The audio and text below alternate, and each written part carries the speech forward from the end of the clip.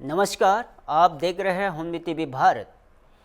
मध्य प्रदेश के रायसेन में 6 साल की बच्ची से दुष्कर्म के आरोपी सलमान के पुलिस एनकाउंटर को लेकर कैबिनेट मंत्री विश्वास सरंग की बड़ी प्रतिक्रिया सामने आई है।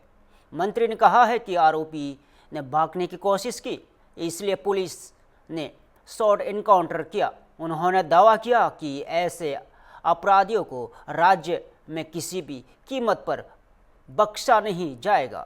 राजनीतिक विवाद के बीच मंत्री विश्वास सरंग ने कांग्रेस और टीएमसी पर भी कई आरोप लगाए। पूरी रिपोर्ट्स रायसेन में नाबालिग से दुष्कर्म के आरोपी सलमान पुलिस एनकाउंटर पर प्रदेश में राजनीति तेज है और कैबिनेट मंत्री विश्वास सरंग ने कहा, दरिंद्र कहीं भी होगा छोड़ा नहीं जाएगा। ऐसी हरकत करने वालों पर मध्य प्रदेश में जगह नहीं मिलेगी, कानून कड़ी कार्रवाई करेगा। मंत्री ने आगे कहा कि आरोपी को भागने की कोशिश करने पर पुलिस ने शॉर्ट एनकाउंटर किया।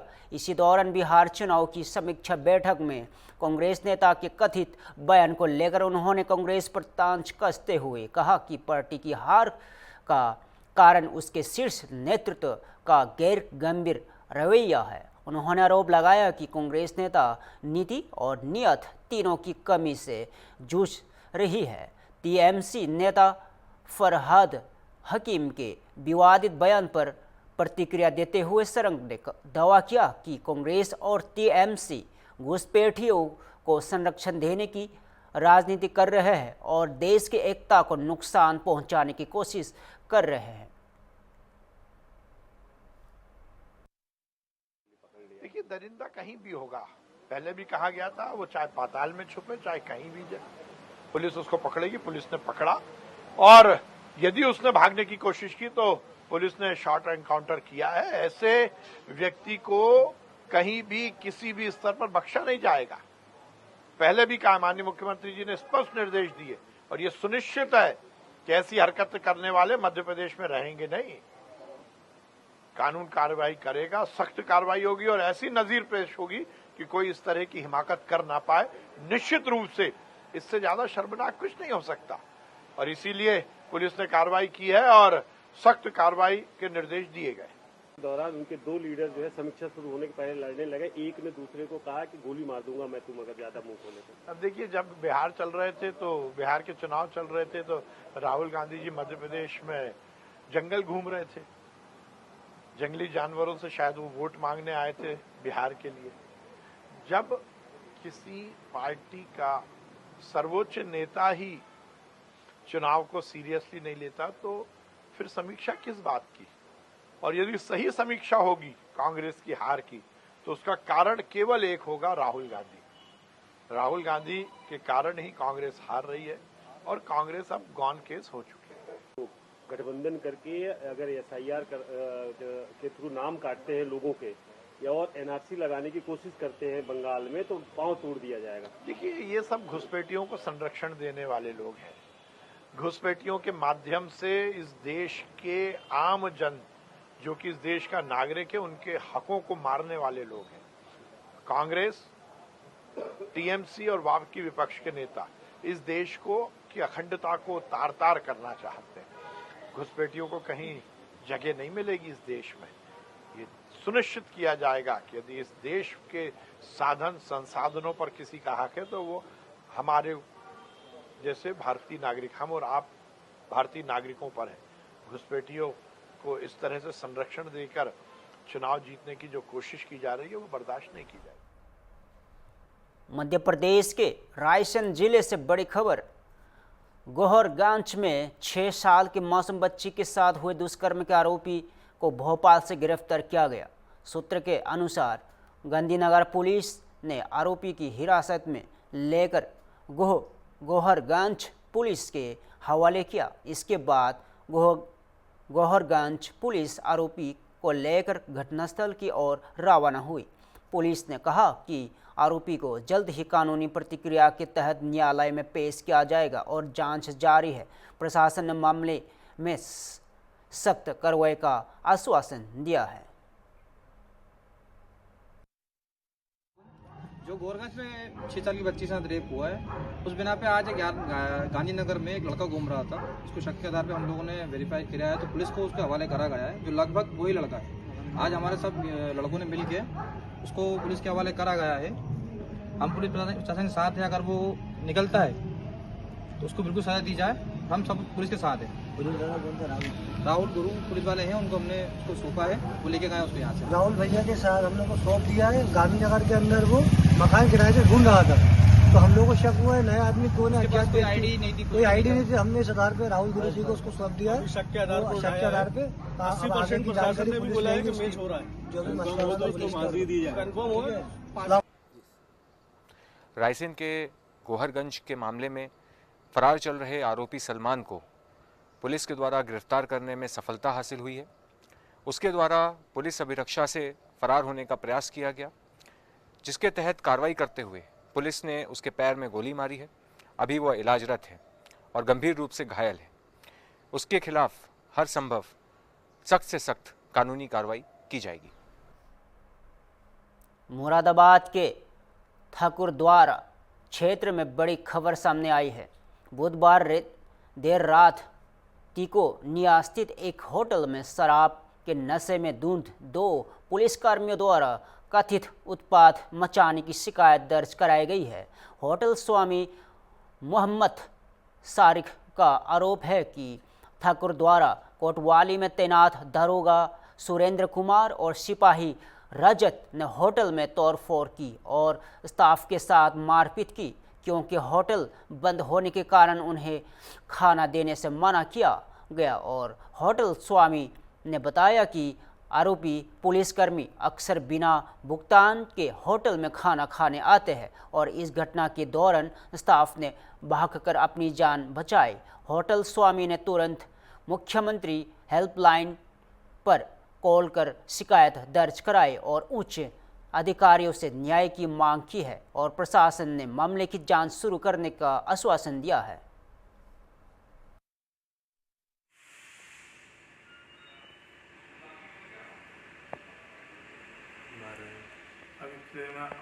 कौन कौन आया घर से? अच्छा, ये तो मैं आया हूँ।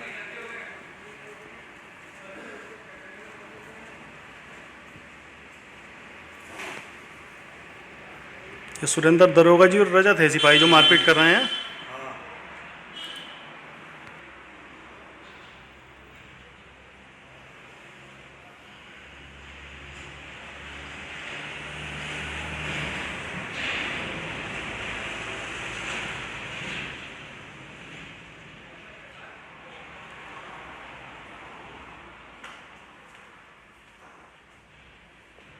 बहन का बड़ा खाना पाना हो गया लोटिया चौथ।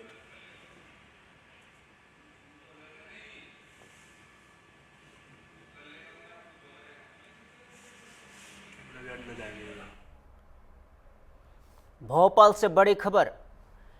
भोपाल में बड़ी सांस्कृतिक खबर और मुख्यमंत्री डॉक्टर मोहन यादव आज रविंद्र भवन में चल रहे विश्व रंग 2025 के कार्यक्रम में शामिल हुए और विश्व रंग का आयोजन विश्व रंग फाउंडेशन, RNTU यूनिवर्सिटी और संस्कृति विभाग के सहयोग से किया जा रहा है। कार्यक्रम को संबोधित करते हुए मुख्यमंत्री ने कहा कि विश्व रंग विश्व कुटुंबकम की भावना को आगे बढ़ाता है और मानवता को मानवता से जोड़ने वाला एक वैश्विक मंच बन चुका है। उन्होंने कहा है कि ऐसे आयोजन हमारी भारतीय संस्कृति को दुनिया में पहचान दिलाते हैं।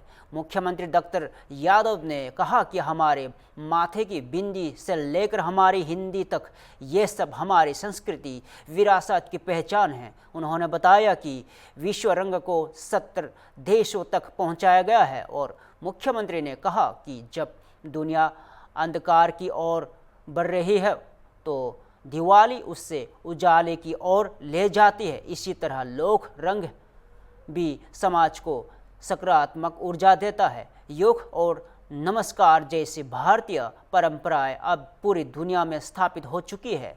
रविंद्र भवन में चल रहे इस विश्व रंग में 90 सत्रों में 1000 से अधिक प्रतिनिधि भाग ले रहे हैं और पूरे कार्यक्रम में भारतीय संस्कृति का अनोखा देखने को मिला।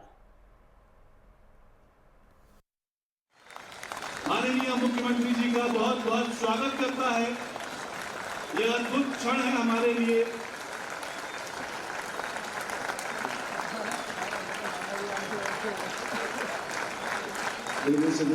सपनों का आसमां, यहाँ हर जज्बा लिखता एक दास्तां, भोपाल के दिल में विश्व रंग का सामान।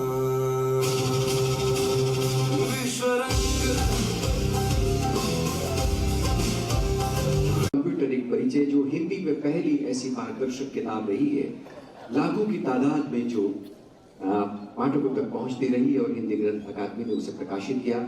मोती महल की रागमाला नर्मदा प्रसाद उपाध्याय जी ने विशेष रूप से हमारे सांगीतिक इतिहास से उसकी पूरा संपदा को एक दस्तावेजी शक्ल प्रदान की है। माननीय मुख्यमंत्री जी को वह भी किताब भेज और जो नई नई सी तकनीक और नए नए से माध्यम हमारे समय में विकसित हुए हैं, प्रचलन में आए हैं।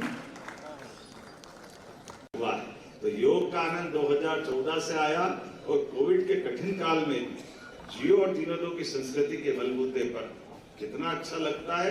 अफ्रीका का माननीय से वो दृश्य थोड़ा अटपटा लगेगा, लेकिन हम अपने देश के नागरिकों का भी न केवल उनके स्वास्थ्य की चिंता कर रहे हैं, उनको सारी चीज उपलब्ध करा रहे हैं, बल्कि जियो जीने दो की भावना बोलने के लिए नहीं, ये जो हमारी संस्कृति का उदार भाव है वो हमने वो राष्ट्रपति के रूप में छोटा सा एक दृश्य देखा होगा, जब वो विनम्रता से धन्यवाद देते हुए माननीय मोदी जी के चरण स्पर्श करते हुए हमारे लिए वो दृश्य गौरवान्वित करने वाला दृश्य दिखाई देता है।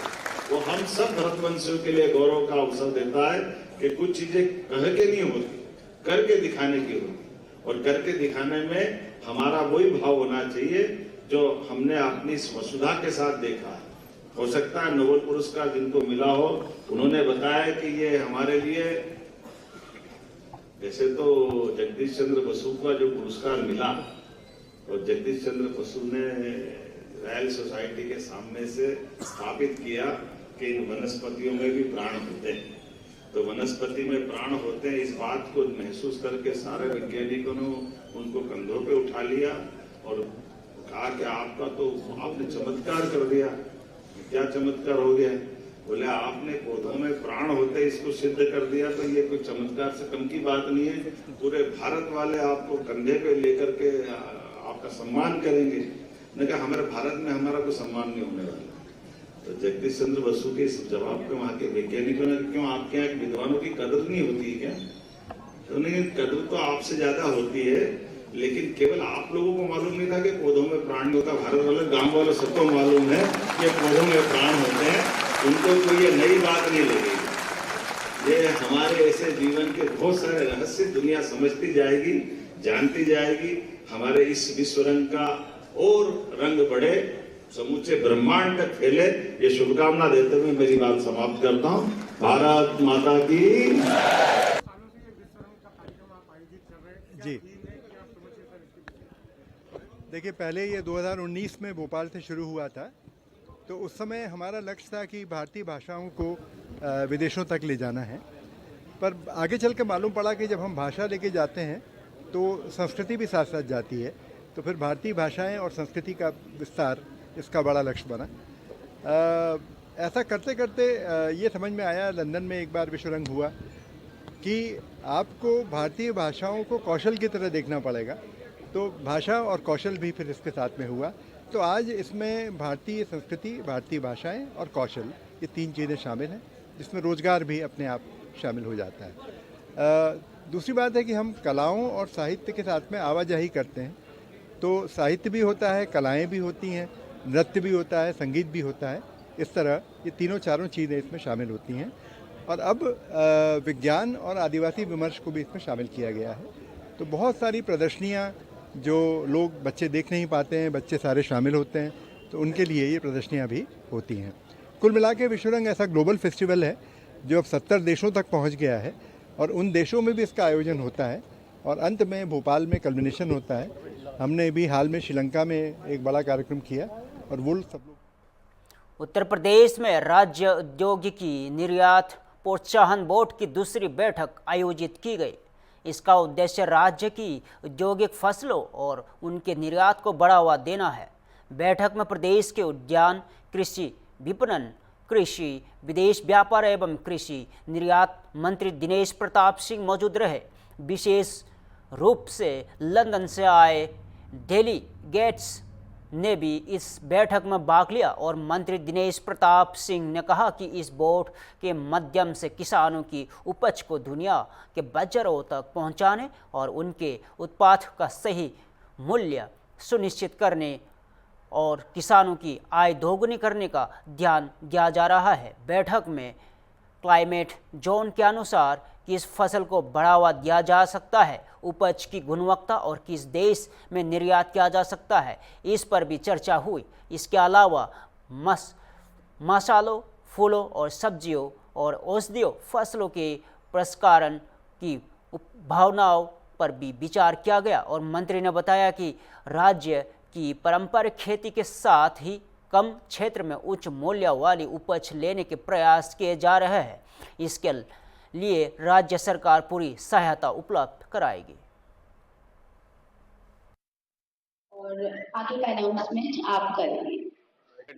और 20 लोगों को वहाँ पर रोजगार मिल रहा है। छोटा सा हम लोगों को सुझाव है कि वे आगे की हमारे इस प्रोग्राम में और आदरणीय मंत्री महोदय जी का भी स्वागत है हमारे इस प्रोग्राम में।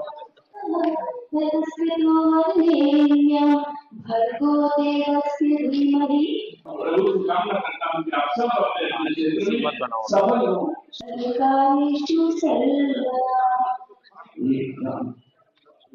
अब ये पीछे आ जाओ।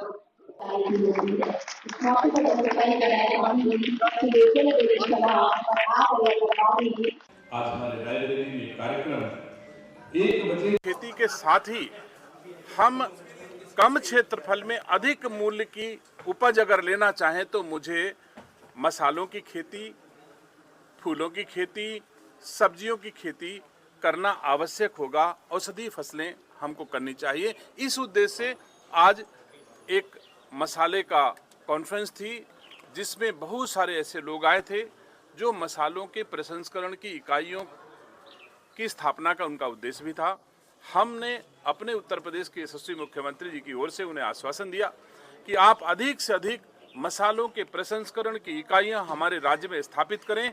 राज्य सरकार आपको हर तरह की सुविधा, सहयोग हर तरह से आपको देगी। मंत्री जी ने सपा पार्टी ने बड़ा ऐलान किया है, जो बीएलओ की मौत हुई उत्तर प्रदेश में उनको 2-2 लाख रुपए मृतक आश्रितों को दिया जाएगा, बताएं। देखिए, हम आम आदमी के जीवन का महत्व समझने वाले लोग हैं, समझने वाले दल हैं। कोई जनहानि न हो इसका हर संभव सरकार प्रयास करती है और हानि में कैसे मलहम लगाया जाए, कैसे परिवार के दुख में हमारी सरकार शामिल हो, यह भी हम अच्छी तरह जानते हैं। किसी के सुझाव की हमको आवश्यकता नहीं है। जनता के साथ भारतीय जनता पार्टी और डबल इंजन की सरकारों का जुड़ाव अच्छे से है। हम हमारे पार्टी पूरी तरह से सक्रिय है कि कोई भी शासकीय कार्य में लगे हुए लोगों की अगर हानि होती है तो उसमें क्या क्या हो सकता है, कैसे कैसे सहयोग कर सकते हैं, हमारी उत्तर प्रदेश की सरकार उसको करेगी। धन्यवाद। आज उत्तर प्रदेश के उद्यान विभाग द्वारा राज्य के किसानों की उपज को दुनिया के बाजारों तक पहुंचाने के उद्देश्य से और देश के यशस्वी प्रधानमंत्री आदरणीय नरेंद्र मोदी जी का संकल्प, जो राज्य के किसानों की आय दोगुनी करने के उद्देश्य से एक export promotion board, horticulture export promotion board का गठन किया गया था, जिसकी दूसरी बैठक थी, जिसमें लंदन तक से डेलीगेट्स इसमें शामिल हुए हैं। मुझे खुशी है कि हमारा एक्सपोर्ट प्रमोशन बोर्ड राज्य के किसानों की उपज को दुनिया की बाजारों तक कैसे पहुंचाए, कौन कौन सी उपज को किस देश में पहुंचाने से हमारे राज्य के किसानों का भला हो सकता है, कहां कीमत अधिक मिल सकती है, कैसे अपनी उपज को गुणवत्तापरक उपजाएं जिससे दुनिया की बाजारों में हम कम्पीट कर सकें। इस प्रकार की उन्नत बीज कहां से उपलब्ध होंगे, कैसी उपज हो, इन सब चीज़ों के लिए बैठक हमारी हुई है। तेजी से तैयारी हो रही है कि हमारे राज्य के किसानों की उपज गुणवत्तापरक हो और उस गुणवत्तापरक उपज का मूल्य संवर्धन हो, इसके हर सारे प्रयास किए जा रहे हैं। मैं बधाई देता हूं एक्सपोर्ट प्रमोशन बोर्ड को, हॉर्टिकल्चर एक्सपोर्ट प्रमोशन बोर्ड को, जिन्होंने बड़ी तेजी के साथ इस क्षेत्र में काम किया। आज स्पाइस एक्सपो का भी आपने शुभारंभ किया, उसमें शामिल हुए थे आप। हम इसको अच्छी तरह जानते हैं कि लेकिन उसके साथ साथ अगर हमको ज्यादा किसान खेती में लाभ लेना है तो हमको ऐसी फसलें जो मसाले की खेती है इनको अपनाना चाहिए। अगर हम 1 हेक्टेयर में जितने मूल्य का गेहूं धान का उत्पादन करते हैं उसके तुलना में बहुत थोड़े से क्षेत्रफल में हम हल्दी का उत्पादन करके और ज्यादा मूल्य की उपज हम ले सकते हैं। इसलिए आज का यह कार्यक्रम निसंदेह राज्य के किसानों के हित में, राज्य के किसानों की आय दोगुनी हो, देश के यशस्वी प्रधानमंत्री जी की आशा के अनुरूप राज्य के किसानों की आय बढ़े और राज्य के किसानों का उत्पाद दुनिया की बाजारों तक पहुंचे। आज की मसाला की गोष्ठी के लिए मैं शुभकामनाएं देता हूं कि अपने इस उद्देश्य में सफल हुए। आए हुए सभी साथियों से मेरा आग्रह है कि राज्य सरकार उत्तर प्रदेश के यशस्वी मुख्यमंत्री आदरणीय योगी आदित्यनाथ जी के नेतृत्व में बहुत सारे आप जैसे लोगों को आमंत्रित करती है, आकर्षित करती है, सहयोग देना चाहती है कि आप आए और अधिक से अधिक मसालों के प्रसंस्करण के लिए इकाइयों की स्थापना करें। अगर हमारे फिलहाल के लिए इतना ही। ताज़ा खबरों के लिए देखते रहे होम टीवी भारत।